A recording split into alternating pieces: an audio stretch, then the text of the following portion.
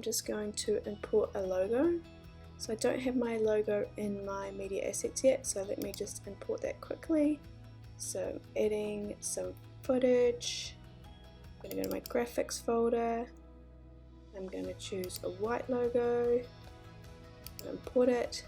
So now my logo is in the media assets. If I drag it down onto top of a clip, I can see it appearing on top of the clip.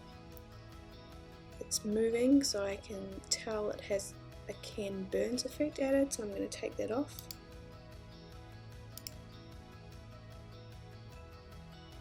Now at the moment it's appearing much too big,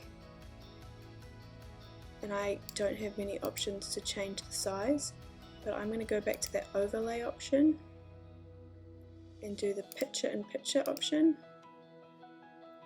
and now I can make the logo, holding down Control to keep its proportions the size that I want.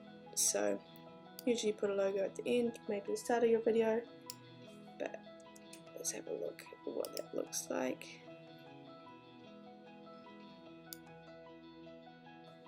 That's sort of centered, I think. There you go.